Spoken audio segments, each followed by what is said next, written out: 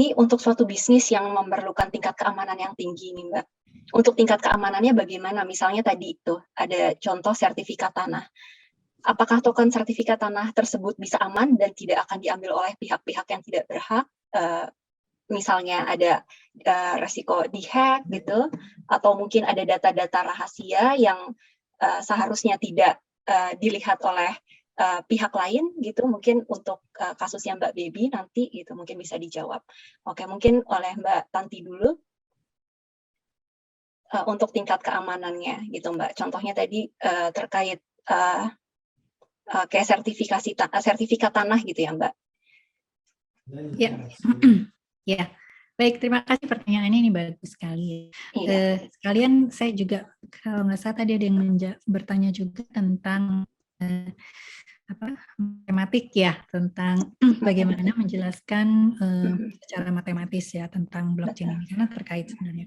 Nah, tadi di dalam komponen 5 komponen yang tadi kita pelajari itu ada tentang encryption ya. Jadi ini salah satu adalah private dan public key ya. Jadi ketika kita menyimpan sebuah data di blockchain itu akan dienkripsi ya oleh private key dari ya. Kalau misalnya anggaplah di sini tadi bicara BPN ya, maka yang mengenkrip data akan dienkripsi menggunakan private key dari BPN ya. Jadi sangat terjamin, artinya yang pasti data itu seperti dapat legalitas gitu ya dari BPN. Nah, kemudian untuk membuka datanya ya, jadi misalnya sertifikat itu punya saya, maka yang bisa buka itu hanya saya dengan private key saya, karena tadi oleh BPN data yang sudah dienkripsi oleh BPN itu akan dikirim ke rekening saya gitu, jadi rekening publik saya ya, jadi ada public key-nya gitu. Nah, jadi yang bisa membuka data yang ada di public key saya hanya saya, karena hanya saya yang punya private key-nya gitu. Nah, ini kalau di dalam fungsi matematik ya mungkin istilahnya non repudiation gitu. Mungkin Pak ya. Pak siapa tadi ada yang bertanya, Pak Indra ya.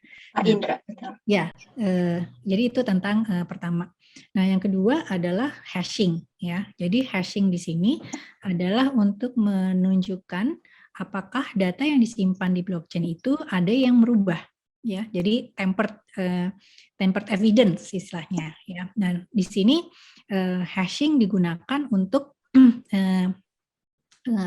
membungkus secara satu arah. Jadi kalau kita misalnya seperti misalnya paspor gitu ya, ketika misalnya mau dicek apakah ini paspor saya, maka akan dicek dengan sidik jari gitu misalnya kan. Nah, sidik jari saya ini sudah pasti kalau disamakan dengan sidik jari yang ada di paspor, oh ini sama, berarti ini memang paspor saya gitu. Tapi orang tidak bisa tahu dengan melihat hanya paspor aja gitu, nggak bisa tahu itu bahwa ini sidik jarinya Tanti gitu kan ya. Nah, jadi hash ini digunakan di dalam blockchain untuk memastikan bahwa data yang disimpan di blockchain itu tidak ada yang merubah, karena nanti sidik jarinya atau hasil dari hashnya itu akan sama seperti itu. Mungkin itu yang jawabannya. Ya, jadi kasih. sebenarnya sangat aman ya. Nah, kalau sering dengar misalnya ada hacking yang terjadi gitu ya, itu sebenarnya terjadinya di luar blockchain. Jadi mungkin ini pembicaraan yang panjang, tapi terima kasih pertanyaannya.